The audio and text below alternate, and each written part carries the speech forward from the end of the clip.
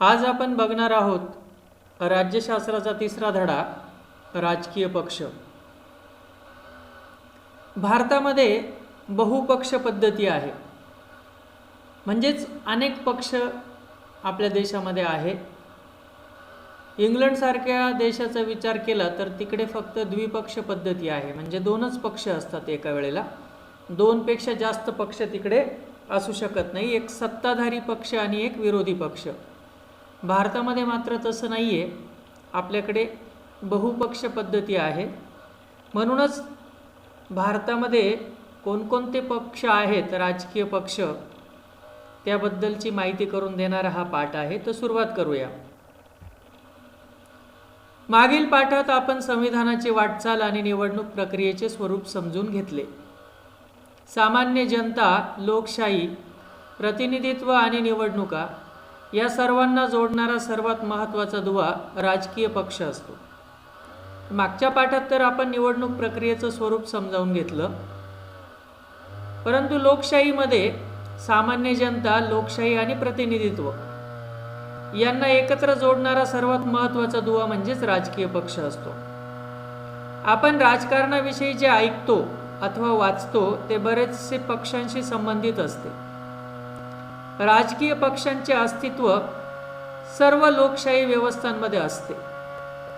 किंबहुना लोकशाहीमुळे राजकीय पक्ष सत्तेसाठी स्पर्धा करतात. तर या ठिकाणी आपण राजकारणाविषयी जेव्हा ऐकतो किंवा बोलतो तेव्हा एक लक्षात यायला पाहिजे की बरंचसं बोलणं हे पक्षांशी संबंधित असतं. मग तो भारतीय जनता पार्टी असो, काँग्रेस असो, राष्ट्रवादी असो, शिवसेना असो किंवा इतर कुठलाही पक्ष असो, परंतु राजकीय पक्षांचं अस्तित्वच मुळात सर्व लोकशाही व्यवस्थांमध्ये असायलाच हवं, त्याशिवाय लोकशाही अस्तित्वातच येऊ शकत नाही. थोडक्यात आपण असं म्हणू शकतो की लोकशाहीमुळे राजकीय पक्ष सत्तेसाठी स्पर्धा करतात.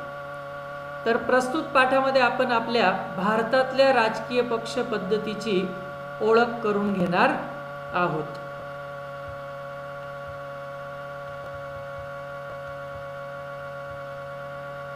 तुमच्या शाळेत आणि परिसरात तुम्ही अनेक गट, संस्था अथवा संघटना कोणत्या तरी कामाचा पाठपुरावा करताना पाहिलं असतील. आता शाळेमध्ये सुद्धा अनेक गट किंवा संस्था अथवा असतात किंवा संघटना असतात, किंवा अगदीच तुम्ही निवडून एखादी सांस्कृतिक समिती, स्वच्छता समिती असल्या प्रकारचे वेगवेगळे गट किंवा समित्या नेमतात आणि प्रत्येकजण कोणत्या ना कोणत्या तरी कामाचा पाठपुरावा करत असतो, असं आपण शाळेमध्ये बघितलेलं आहे. सार्वजनिक जीवनात किंवा सार्वजनिक प्रश्न सोडवण्यासाठी एखादी संघटनाही पुढाकार घेते. विविध चळवळींच्या आंदोलनाविषयी तुम्ही वाचता. याचा अर्थ असा की समाजात ज्या प्रकारे गट, संस्था, चळवळी सक्रिय असतात, त्याचप्रमाणे राजकीय पक्षही निवडणुका लढवण्यात पुढाकार घेताना दिसतात. समाजातील अन्य संस्था, संघटना व राजकीय पक्ष यांच्यात फरक आहे. राजकीय पक्ष एक प्रकारे सामाजिक संघटनाच असतात, परंतु त्यांची उद्दिष्टे व कार्यपद्धती मात्र जरा वेगळी असते. आता या ठिकाणी आपल्याला असं सांगितले की वेगवेगळे गट, संस्था, चळवळी सक्रिय असतातच, परंतु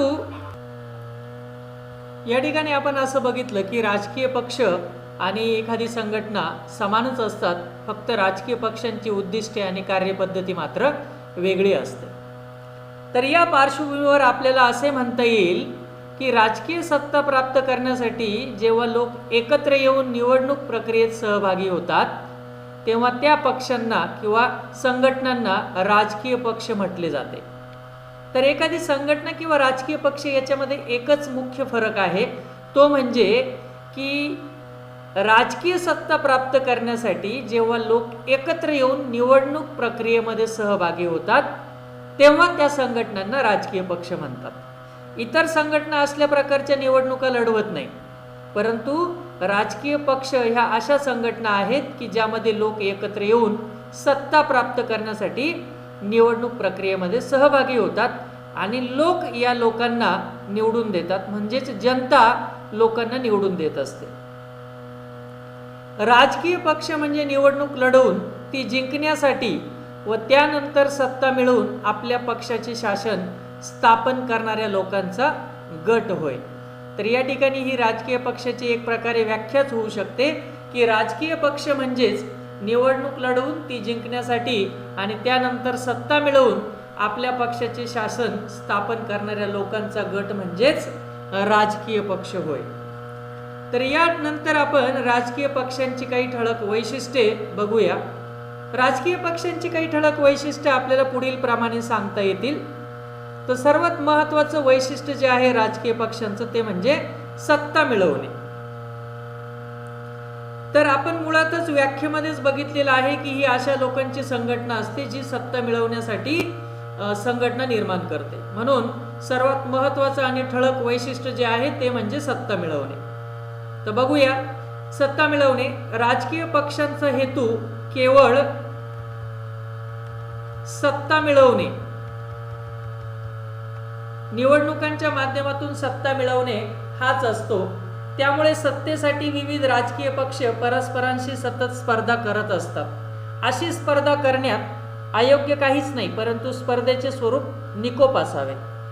तर या ठिकाणी सत्तेसाठी राजकीय पक्षांमध्ये सतत स्पर्धा होत असते, कारण मुळात सत्ता मिळवणे हाच ह्या राजकीय पक्षांचा मूळ उद्देश असतो. अशा प्रकारची सत्ता करणं किंवा स्पर्धा करणं तसं काही अयोग्य नाही, परंतु ह्या स्पर्धेचं स्वरूप हे निकोप असलं पाहिजे. त्यामध्ये कुठल्याही प्रकारचा स्वार्थ किंवा एकमेकांवर हेवे दावे करता येईल अशा प्रकारची ही स्पर्धा नसावी, एवढं मात्र लक्षात घ्या. नंतर पुढचं जे काही वैशिष्ट्य आहे राजकीय पक्षांचं ते म्हणजे विचारसरणीचा आधार. तुम्ही जर नीट बघितलं तर प्रत्येक पक्षाची एक विचारसरणी असते. म्हणून पक्ष म्हटलं की विचारसरणीचा आधार त्या ठिकाणी आलाच. तर विचारसरणीचा आधार बघूया. प्रत्येक राजकीय पक्ष काही धोरणांचा, विचारांचा पुरस्कार करणारा असतो. सार्वजनिक प्रश्नांबाबत पक्षांची एक विशिष्ट भूमिका असते. या सर्वांच्या समावेशातून पक्षांची विचारसरणी तयार होते. तर प्रत्येक राजकीय पक्ष कुठल्या ना कुठल्या तरी धोरणांचा, विचारांचा पुरस्कार करणारा असतो. या ठिकाणी आपण काँग्रेस पक्षाचा विचार केला तर अगदी सुरुवातीपासूनच धर्मनिरपेक्षता असा विचार किंवा धोरण त्यांनी अवलंबलेलं आहे. धर्मनिरपेक्षता या शब्दाचा अर्थ होतो की आपल्या देशाचा कुठलाही असा विशिष्ट धर्म नाही, आपण सर्व धर्मांना समान वागणूक देतो. आणि या उलट आपण शिवसेना किंवा BJP, भारतीय जनता पार्टी यासारखे पक्ष हिंदुत्ववादी विचारांचे आहेत. IMI सारखे पक्ष जे आहेत ते मुस्लिम विचारसरणीचे आहे. म्हणजेच प्रत्येक पक्षाला विचारसरणीचा काही ना काहीतरी आधार असतो. या सर्वांच्या समावेशातून पक्षाची विचारसरणी तयार होते. ही विचारसरणी ज्यांना योग्य वाटते ते लोक त्या पक्षाला पाठिंबा देतात आणि पक्षाला लोकांचा जो पाठिंबा मिळतो त्याला त्या पक्षाचा जनाधार, जन म्हणजे लोक आणि धार म्हणजे आधार, जनाधार, जनाचा आधार अशी आपण त्याची फोड करू शकतो. तर ज्या लोकांना त्या पक्षांची विचारसरणी आवडते ते लोक त्या पक्षाला पाठिंबा देतात, तो पक्ष निवडून आणण्यासाठी प्रयत्न करतात आणि अशा प्रकारे ज्या लोकांचा त्या पक्षांना पाठिंबा मिळतो त्यालाच आपण पक्षाचा जनाधार असं म्हणतो. आधुनिक काळात सर्वच राजकीय पक्षांची विचारसरणी सारखीच दिसते, त्यामुळे पक्षांमध्ये विचारसरणीवर आधारित फरक करणे अवघड झाले आहे. आता या ठिकाणी मुळातच आपल्या संविधानामध्येच धर्मनिरपेक्षता हे धोरण अवलंबलेलं असल्यामुळे प्रत्येक राजकीय पक्षाला त्या विचारसरणीला धरूनच चालावं लागतं. म्हणून आधुनिक काळामध्ये विचार केल्यास सर्वच राजकीय पक्षांची विचारसरणी आपल्याला साधारणपणे सारखीच वाटते. त्यामुळे अशा विचारसरणीवर आधारित एखाद्या पक्षांमध्ये फरक करणे सध्या तरी अवघड आहे. पुढचं जे वैशिष्ट्य आहे ते म्हणजे पक्षाचा कार्यक्रम, ज्याला आपण पक्ष कार्यक्रम असं म्हणतो. विचारसरणी प्रत्यक्षात आणण्यासाठी राजकीय पक्ष त्यावर आधारित कार्यक्रम निश्चित करतात. सत्ता मिळाली की या कार्यक्रमांची अंमलबजावणी केली जाते आणि सत्ता नाही मिळाली तर कार्यक्रमाच्या आधारे लोकांचा पाठिंबा मिळवण्याचा प्रयत्न राजकीय पक्ष करतात. तर प्रत्येक राजकीय पक्ष निवडणूक लढवण्यापूर्वी काही ना काहीतरी विचारसरणी प्रत्यक्षात आणण्यासाठी त्यावर आधारित एक कार्यक्रम निश्चित करत असतात, ज्याला आपण त्या पक्षाचं धोरण असं म्हणतो. मग हे धोरण ते लोकांसमोर मांडतात, म्हणजे त्या धोरणावर आधारितच ते निवडणूक लढवतात किंवा लोकांकडे मते मागतात. आणि ज्या वेळेला त्यांना सत्ता मिळते तेव्हा या कार्यक्रमांची ते अंमलबजावणी करतात. परंतु काही कारणास्तव त्यांना बहुमत नाही मिळालं, सत्ता नाही मिळाली, तर या कार्यक्रमाच्या आधारे लोकांचा पाठिंबा मिळवण्याचा असे राजकीय पक्ष प्रयत्न करत असतात. पुढचं जे वैशिष्ट्य आहे राजकीय पक्षांचं ते म्हणजे सरकार स्थापन करणे. राजकीय पक्ष सरकार स्थापन करतात आणि देशाचा राज्यकारभार करतात. अर्थात हे कार्य निवडणुकीत बहुमत मिळवणाऱ्या पक्षाचे असते. ज्या पक्षांना बहुमत मिळत नाही ते विरोधी पक्ष म्हणून कार्य करतात. आता सरकार स्थापन करणे हे जरी राजकीय पक्षांचे उद्दिष्ट असले, वैशिष्ट्य असले, तरी प्रत्येक राजकीय पक्षाला सरकार स्थापन करण्याचा अधिकार मिळेलच असं जरुरी नाही. या ठिकाणी ज्या पक्षाला बहुमत मिळतं, ज्या पक्षाचे जास्तीत जास्त लोक निवडून येतात, अशाच पक्षाला सरकार स्थापन करण्याचा दावा करता येतो किंवा संधी दिली जाते. आणि याउलट ज्या पक्षांना बहुमत मिळत नाही असे पक्ष मात्र विरोधी पक्षाची भूमिका निभावतात. ते स्थापन केलेल्या सरकारामध्ये जे काही धोरणं आहेत त्यावर लक्ष ठेवून असतात. त्यामध्ये काही चुका असतील तर ते दाखवण्याचं काम विरोधी पक्ष करत असतो. म्हणून सत्तेवर असलेल्या पक्षा इतकंच विरोधी पक्षाला सुद्धा तितकंच महत्त्व आहे. कारण त्यामुळे एक प्रकारे जे पक्ष राज्य करत असतात त्यांना आपल्या मनाप्रमाणे काहीही करता येत नाही. त्यांच्यावर एक प्रकारे अंकुश ठेवण्याचं काम विरोधी पक्ष करत असतो. नंतर पुढचं महत्त्वाचं वैशिष्ट्य म्हणजे शासन व जनता यांच्यातील दुवा. मुळात जनता कशासाठी निवडून देत असते? कारण एवढी 130 कोटी जनता, प्रत्येक जण जर राजकारणामध्ये उतरला किंवा मी राज्यकारभार करेल असं म्हटलं तर ते शक्य होणार नाही. म्हणून जनतेचे प्रतिनिधी म्हणून आपण हे लोक निवडून देत असतो. म्हणून एक प्रकारे शासन म्हणजे सरकार आणि जनता यांच्यामधला हा एक दुवा असतो राजकीय पक्ष म्हणजे.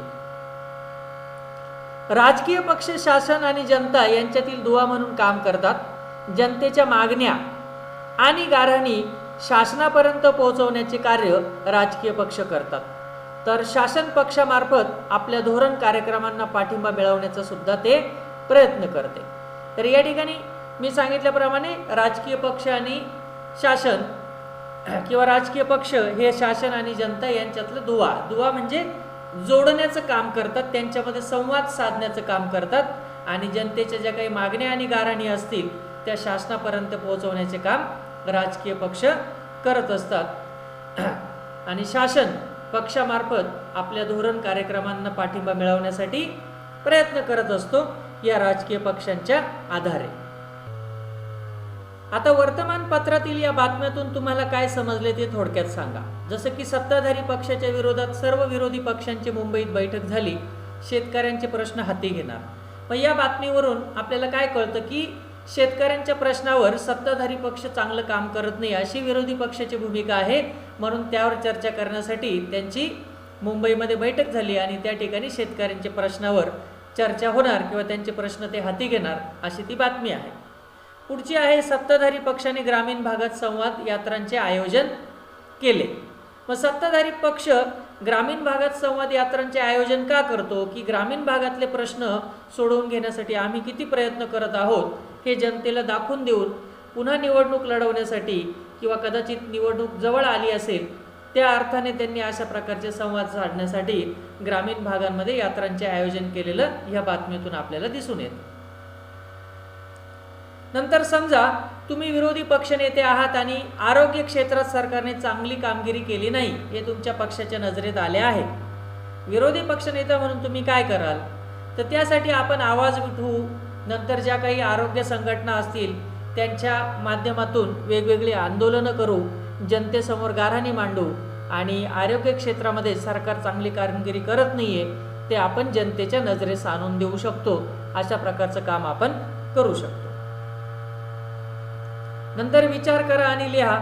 महात्मा गांधी, विनोबा भावे आणि जयप्रकाश नारायण यांनी पक्षविरहित लोकशाहीची कल्पना मांडली. आधुनिक काळात अशी लोकशाही आणायची असेल तर काय करावे लागेल? आता मुळातच महात्मा गांधी, विनोबा भावे किंवा जयप्रकाश नारायण यासारख्या महान हस्तींना पक्षविरहित लोकशाहीची कल्पना मांडायचं का सुचलं? तर त्यांची विचारधारा अशी होती की पक्ष जेव्हा वेगवेगळे निर्माण होतात तेव्हा प्रत्येक पक्षाची ही विचारसरणी वेगळी ठरते, त्यातून स्पर्धा निर्माण होतात आणि अशी स्पर्धा कदाचित त्यांना नको होती, म्हणूनच त्यांनी पक्षविरहित लोकशाहीची कल्पना मांडली. आणि आधुनिक काळामध्ये जर अशी लोकशाही आणायची असेल तर काय करावं लागेल? तर सर्वप्रथम सर्व पक्ष हे निवडणूक आयोगाला बरखास्त करावे लागतील आणि निवडणूक कोणालाही लढवता येईल आणि अनेक पक्ष एकत्र येऊन विशिष्ट 2 गट तयार करायचे आणि त्या 2 गटांमधून ज्या गटाला जास्त बहुमत पडेल तो गट म्हणजे सत्तेवर असेल आणि दुसरा जो गट असेल तो सत्तेच्या विरोधात असेल, म्हणजेच विरोधी पक्षाची भूमिका मांडेल. अशा प्रकारची पक्षविरहित लोकशाही आपल्याला मांडता येऊ शकते किंवा प्रत्यक्षात आणता येऊ शकते. तर आता पुढे आपण बघूया भारतातील पक्ष पद्धतीचे बदलते स्वरूप. या ठिकाणी कोणतीही गोष्ट ही कायम राहत नसते. भारतातील पक्ष पद्धतीच्या बाबतीत सुद्धा असंच झालंय. काळानुसार पक्ष पद्धतीचे स्वरूप सुद्धा हळूहळू बदलत गेलं. तर कशा प्रकारे हे स्वरूप बदललं ते आपण ह्या पॅरेग्राफमध्ये बघूया. स्वातंत्र्योत्तर काळामध्ये काँग्रेस हा एक प्रबळ पक्ष होता. काही अपवाद वगळता केंद्र व राज्य पातळीवर या पक्षाला बहुमत होते. भारतातील राजकारणावर या पक्षाची पकड होती, म्हणून या काळातील पक्ष पद्धतीचे वर्णन एक प्रबळ पक्ष पद्धती असे केले जाते. तर आपल्याला जेव्हा 1947 साली स्वातंत्र्य मिळालं त्यावेळेला भारतामध्ये एकच गट प्रबळ होता, ज्याला आपण राष्ट्रीय काँग्रेस असं म्हणायचो. त्यामुळे साहजिकच स्वातंत्र्योत्तर काळामध्ये स्वातंत्र्य मिळाल्यानंतरची जी काही 20-25 वर्ष असतील त्या काळामध्ये काँग्रेस ह्या एकमेव पक्षाचाच जास्त गवगवा होता किंवा हा पक्ष जास्त प्रबळ होता असं आपण म्हणता येईल. म्हणून केंद्र आणि राज्य पातळीवर या पक्षाला खास करून प्रत्येक ठिकाणी बहुमत मिळत होतं आणि भारतातील राजकारणावर या पक्षाची त्यावेळेला पकड असल्यामुळे या काळातील पक्ष पद्धतीचं वर्णन आपण एक प्रबळ पक्ष पद्धती असं म्हणू शकतो. एक प्रबळ पक्ष पद्धतीला 1977 मध्ये आव्हान दिले गेले आणि हे आव्हान काँग्रेसेतर पक्षांनी एकत्र येऊन दिले. काँग्रेसेतर म्हणजे काँग्रेस सोडून इतर, त्याला म्हणतात काँग्रेसेतर. पण त्यामध्ये जनता दल, जयप्रकाश नारायण यांचा जो काही जनता दल होता तो सर्वात पुढे होता. परंतु फक्त जनता दलच नव्हे तर इतरही काही छोटे मोठे पक्ष एकत्र येऊन मग 1977 साली जेव्हा इंदिरा गांधींनी आणीबाणी जाहीर केली आणि नंतर जेव्हा निवडणुका झाल्या तेव्हा काँग्रेसेतर इतर पक्ष एकत्र येऊन काँग्रेसला त्यांनी आव्हान दिलं आणि त्यानंतर मात्र एक प्रबळ पक्ष पद्धती जी आहे ती हळूहळू थोडी संपुष्टात यायला सुरुवात झाली. 1989च्या लोकसभा निवडणुकांनंतर राजकारणामध्ये एकाच पक्षाचे वर्चस्व असणे ही बाब जवळजवळ संपुष्टात आली. म्हणजेच 1989ची जी लोकसभेची निवडणूक आपण बघतो त्यामध्ये राजकारणामध्ये एकाच पक्षाचं जे वर्चस्व होतं, काँग्रेसचं जे वर्चस्व होतं ते हळूहळू संपुष्टात यायला लागलं. त्यानंतरच्या काळात अनेक पक्षांनी एकत्र येऊन आघाडीचे सरकार स्थापन करण्यास सुरुवात केली आणि आघाडी सरकार स्थापन करण्याचे प्रयोग भारतीय जनता पक्ष व काँग्रेस या दोन्ही पक्षांनी केले. तर या ठिकाणी आघाडीचे सरकार आपण कशाला म्हणतो? जेव्हा एका विशिष्ट पक्षालाच बहुमत मिळत नसतं तेव्हा तो पक्ष इतर छोट्या मोठ्या पक्षांना सहयोगी करून किंवा एकत्र आणून सरकार स्थापन करतं, तेव्हा अशा प्रकारच्या सरकारला आपण आघाडी सरकार असं म्हणतो किंवा त्याला पुढे त्रिशंकू असं सुद्धा नाव दिलं गेलं आहे. तर अशा प्रकारे आघाडीचे सरकार स्थापन करण्याचे प्रयोग हे जसे भारतीय जनता पक्षाने केले तसेच काँग्रेसने सुद्धा केले. कारण हळूहळू नंतर काँग्रेसची जी काही एक प्रबळ पक्ष पद्धती होती ती संपुष्टात आली आणि त्यातूनच मग आघाडी सरकार हा नवीन प्रयोग सुरू झाला. आघाडी शासनातून अस्थिरता निर्माण होते हा समज आपल्या देशातील पक्ष पद्धतीने खोटा ठरवला. आघाडीचे शासन ही बाब आता भारताच्या राजकीय व्यवस्थेत स्थिरावली आहे. तर आघाडीमध्ये जेव्हा छोटे मोठे पक्ष एकत्र येतात तेव्हा एकापेक्षा जास्त पक्ष एकत्र येऊन वेगवेगळ्या विचारसरणी असतात आणि जे छोटे पक्ष असतात त्यांच्या ज्या काही मागण्या अवास्तव असतील तर मोठे पक्ष त्याला मान्यता देत नाही आणि अशा वेळेला जर अशा छोट्या पक्षांनी पाठिंबा काढून घेतला तर ते सरकार स्थिर होत नाही, अस्थिर सरकार बनतं आणि पुन्हा निवडणुका घेण्याचा प्रश्न देशासमोर येऊ शकतो. असा एक जो काही समज होता तो या प्रकारच्या पक्ष पद्धतीने पुढे खोटा ठरवला आणि आता आघाडीचं शासन ही भारतीय राजकारणामध्ये किंवा राजकीय व्यवस्थेमध्ये एक सामान्य बाब झालेली आहे. तर माहीत आहे का तुम्हाला की एकाच राजकीय पक्षाच्या हाती सत्ता दीर्घकाळ असल्यास व अन्य कोणतेच पक्ष राजकारणात प्रभावी नसल्यास त्या पक्ष पद्धतीला एक पक्ष पद्धती असे म्हणतात. तर आपण असं बघितलं की स्वातंत्र्योत्तर काळामध्ये पुढची 20 ते 25 वर्ष फक्त आणि फक्त काँग्रेस पक्षाचंच सरकार होतं. त्यामुळे एकच राजकीय पक्षाच्या हाती कायम सत्ता राहिल्यामुळे आणि एकच पक्ष प्रबळ असल्यामुळे अशा प्रकारच्या राजकारणाला आपण एक पक्ष पद्धती असं म्हणतो. राजकारणात दोन राजकीय पक्ष प्रभावी असतात आणि आलटून पालटून या दोन राजकीय पक्षांच्या हाती सत्ता जाते तेव्हा ती शासन पद्धती द्विपक्ष पद्धती होय. तर इंग्लंडमध्ये मी तुम्हाला सुरुवातीलाच सांगितलं की भारतात जरी बहुपक्ष पद्धती असली तरी इंग्लंडमध्ये मात्र द्विपक्ष पद्धती अगदी सामान्य आहे. तर राजकारणामध्ये असं होतं की जेव्हा दोन राजकीय पक्ष प्रभावी असतात आणि या वेळेला ह्या पक्षाला तर पुढच्या वेळेला जनतेने दुसऱ्या पक्षाला बहुमत दिलं, अशा पद्धतीने आलटून पालटून दोन राजकीय पक्षांच्या हाती सत्ता जाते तेव्हा ती शासन पद्धती द्विपक्ष पद्धती असे म्हणतो आपण तिला किंवा द्विपक्ष पद्धती होय. आणि याचप्रमाणे अनेक राजकीय पक्ष सत्तेच्या स्पर्धेत असतात आणि सर्वांचा कमी अधिक प्रमाणात राजकीय प्रभाव असतो, अशी पद्धती बहुपक्ष पद्धती म्हणून ओळखली जाते. तर याचं ज्वलंत उदाहरण म्हणजे आपला देश. तर आपल्या देशामध्ये सुरुवातीच्या काळात मध्ये एक पक्ष पद्धती होती किंवा एक पक्ष प्रबळ पद्धती होती, परंतु नंतरच्या काळामध्ये मात्र अनेक राजकीय पक्ष सुद्धा या स्पर्धेमध्ये उतरले आणि त्यांचा कमी अधिक प्रमाणात राजकीय प्रभाव दिसून यायला लागला. त्यामुळे बहुपक्ष पद्धती भारतामध्ये अस्तित्वात आली. आपल्याकडे मात्र सध्या द्विपक्ष पद्धती अस्तित्वात नाही. करून पहा, राजकीय पक्षांच्या प्रमुख दोन आघाड्या इथे दिल्या आहेत, त्यातील घटक पक्ष शोधा व त्यांची नावे लिहा. तर या ठिकाणी जेव्हापासून अनेक पक्ष आघाडी सरकारची सुरुवात झाली तेव्हा हे दोन मुख्य आघाडी पक्ष आहेत ज्यामध्ये घटक पक्ष कोणते हे तुम्हाला शोधायचं आहे. NDA राष्ट्रीय लोकशाही आघाडी, नॅशनल डेमोक्रॅटिक अलायन्स असं आपण त्याला म्हणतो, राष्ट्रीय लोकशाही आघाडी किंवा मराठीमध्ये सुद्धा त्याचा शॉर्टकट बनवलेला आहे रालोआ. राष्ट्रीयचा रा, लोकशाहीचा लो आणि आघाडीचा आ. रालोआ आणि संपुआ असे दोन आहेत. संयुक्त पुरोगामी आघाडी, युनायटेड प्रोव्हिजनल अलायन्स असं काहीतरी आहे त्याचं राष्ट्रीय पुरोगामी आघाडीचं फुल फॉर्म. तर UPA आणि NDA. तर NDA म्हणजे BJP आणि त्याचे मित्रपक्ष, तर UPA म्हणजे काँग्रेस आणि त्यांचे मित्रपक्ष. तर या ठिकाणी NDA मध्ये अगदी सुरुवातीच्या काळाला जेव्हा पुस्तक छापलं गेलं त्यावेळेचा विचार केल्यास BJP बरोबर म्हणजे NDA बरोबर असलेले मुख्य पक्ष म्हणजेच शिवसेना. आता सध्या तरी महाराष्ट्रामध्ये शिवसेना त्यांच्याबरोबर नाही आहे, परंतु NDAचा मुख्य जोडीदार गट जो होता तो म्हणजे शिवसेना. आणि संयुक्त पुरोगामी आघाडीमध्ये कायमच काँग्रेसबरोबर राहिलेला दुसरा महत्त्वाचा पक्ष म्हणजेच शरद पवार यांचा घड्याळाचा, ज्याला आपण राष्ट्रवादी काँग्रेस असं म्हणतो. तर इतरही अनेक छोटे मोठे गट या संयुक्त पुरोगामी आघाडी आणि राष्ट्रीय लोकशाही आघाडीमध्ये आहेत. ते तुम्ही गुगल करा आणि कोणकोणते पक्ष सहकारी पक्ष आहेत ते तुम्ही जाणून घेण्याचा प्रयत्न करा. त्याचप्रमाणे हेही जाणून घ्या की राष्ट्रीय पक्ष आणि प्रादेशिक पक्ष कोणाला म्हणतात. तर या ठिकाणी बघा, यानंतर पुढचा जो टॉपिक आहे तो आपला तोच आहे, राष्ट्रीय पक्ष आणि प्रादेशिक पक्ष किंवा त्यांना राज्य पक्ष असं सुद्धा म्हणतात.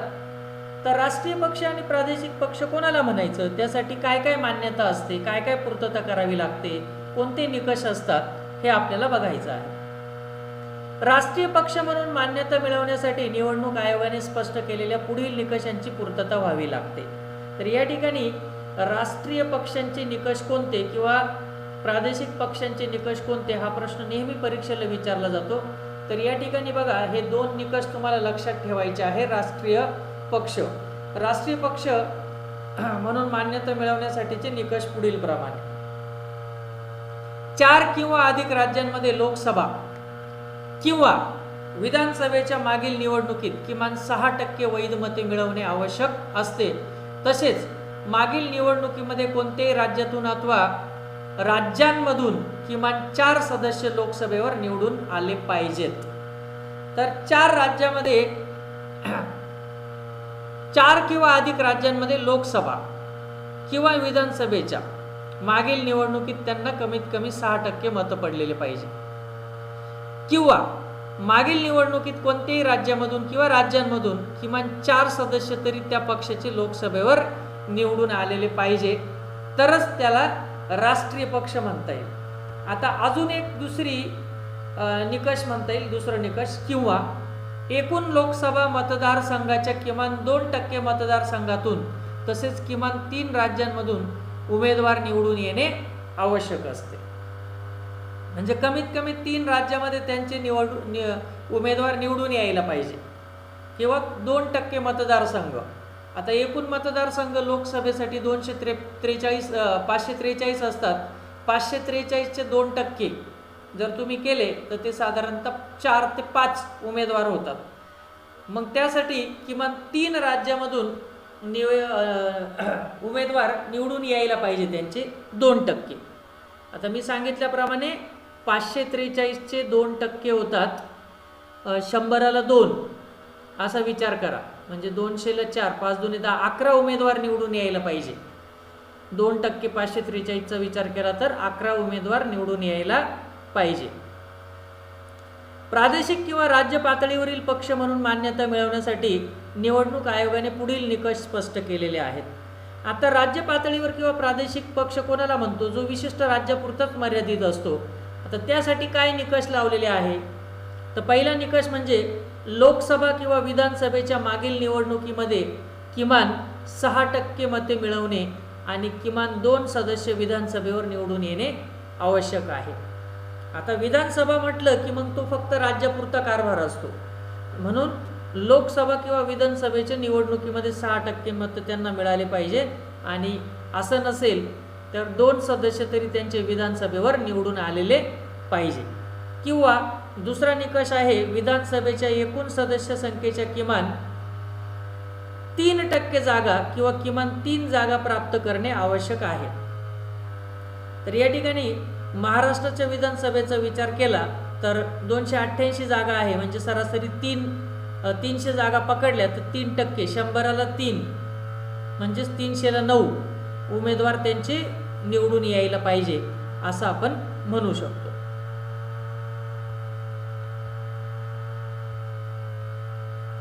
आता भारतातील काही प्रमुख राजकीय पक्षांची आपण ओळख करून घेऊया.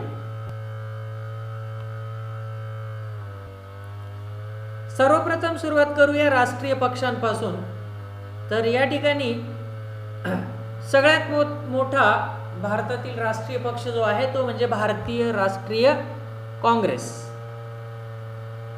तर आजच्या घडीला जरी तो पक्ष तितका मोठा नसला किंवा त्या पक्षाचं वर्चस्व आता थोडं कमी झालेलं असेल, तरी सर्वात मोठा निवडून म्हणजे आपल्याला स्वातंत्र्य मिळाल्यानंतर जवळजवळ पुढची 25 ते 30 वर्ष ज्या एकाच पक्षाचं वर्चस्व होतं किंवा जो एकच पक्ष प्रभावी होता तो म्हणजे भारतीय राष्ट्रीय काँग्रेस.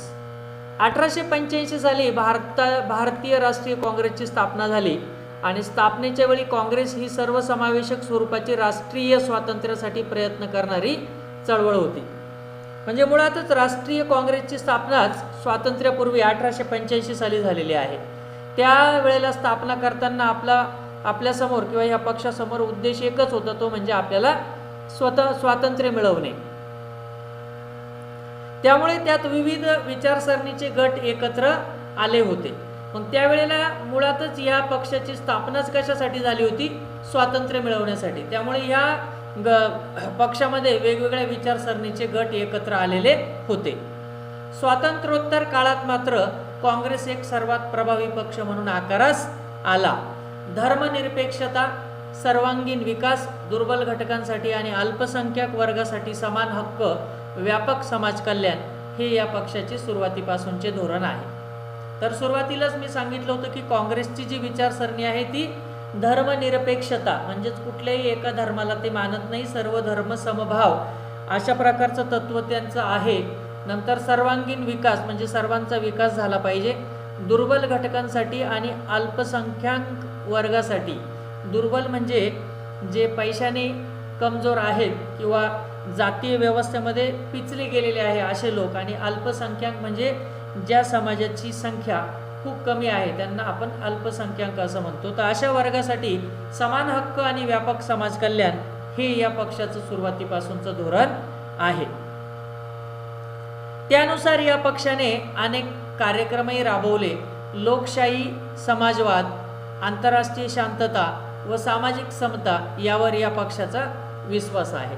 तर त्यांच्या धोरणानुसार त्यांनी जेव्हाही निवडणूक लढवली किंवा त्यांनी सरकार स्थापन केलं तेव्हा या पक्षाने अनेक कार्यक्रमसुद्धा त्या पद्धतीने राबवले.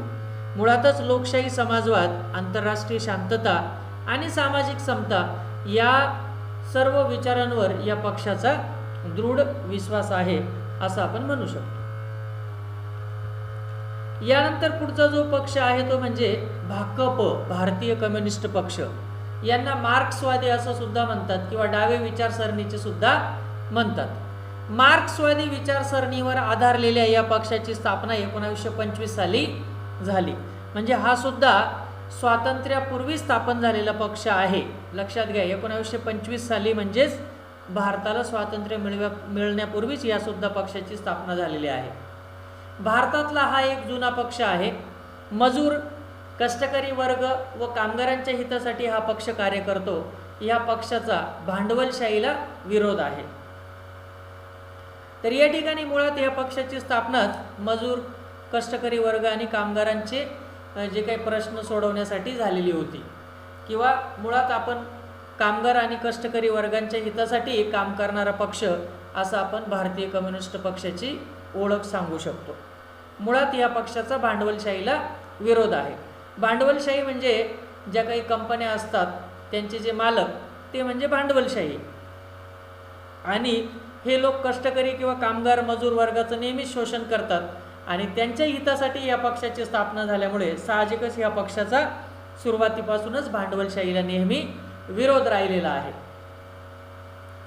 1960च्या दशकात चीन व सोव्हिएट युनियन या दोन्ही साम्यवादी देशांपैकी कोणाचे नेतृत्व स्वीकारायचे यावरून या पक्षातील नेत्यांमध्ये वैचारिक मतभिन्नता निर्माण झाली व भारतीय कम्युनिस्ट पक्षात फूट पडली व त्यातून भारतीय कम्युनिस्ट पक्ष मार्क्सवादी हा पक्ष 1964 साली स्थापन झाला. तर या ठिकाणी जरी या पक्षाची स्थापना 1925 साली म्हणजे स्वातंत्र्य मिळण्यापूर्वी झाली असेल, तरी पुढे 1960च्या दशकामध्ये चीन आणि सोव्हिएट युनियन या दोन्ही साम्यवादी देशापैकी, कारण चीन आणि सोव्हिएट रशिया हे दोघेही साम्यवादी विचारसरणीचे देश आहे, परंतु ह्या दोघांपैकी नेमकं कोणाचं नेतृत्व स्वीकारायचं यावरून पक्षांच्या नेत्यामध्ये वैचारिक मतभिन्नता निर्माण होऊन पुढे या पक्षामध्ये फूट पडली आणि भारतीय कम्युनिस्ट पक्षातूनच भारतीय कम्युनिस्ट पक्ष मार्क्सवादी म्हणजे भाकप वेगळा आणि भाकप कंसात मार्क्सवादी असे दोन पक्ष त्याच्या आता सध्या अस्तित्वात आहे. आणि भारतीय कम्युनिस्ट पक्ष मार्क्सवादी विचारसरणीचा याची स्थापना 1964 साली झाली. या ठिकाणी या पॅरेग्राफमध्ये आपण भारतीय कम्युनिस्ट पक्षाबद्दल माहिती घेतली, परंतु 1964 साली जो त्यातून फूट पडून नवीन पक्ष निर्माण झाला होता भारतीय कम्युनिस्ट पक्ष मार्क्सवादी, याबद्दल पण आपण पुढच्या पॅरेग्राफमध्ये बघणार आहोत. म्हणजेच तो मुळातच वेगळा पक्ष आहे. आपण या पॅरेग्राफमध्ये जे बघितलं ते भारतीय कम्युनिस्ट पक्षाबद्दल बघितलं. यानंतर 1964 साली त्यातूनच वेगळा गट निर्माण झाला ज्याला आपण भारतीय कम्युनिस्ट पक्ष मार्क्सवादी म्हणतो. याबद्दल सुद्धा म्हणजे हा एक वेगळा पक्ष आहे, याबद्दल सुद्धा आपण याच पाठामध्ये शिकणार आहोत. तर आज आपण इथे थांबूया. यानंतरही अजून काही राष्ट्रीय पक्ष आपल्याला बघायचे आहे आणि त्यानंतर काही राजकीय पक्ष सुद्धा बघायचे आहे. राजकीय म्हणजे राजकीयच पक्ष बघतोय, परंतु राज्य पातळीवरील पक्ष बघणार आहोत, म्हणजे प्रादेशिक पातळीचे पक्ष बघणार आहोत.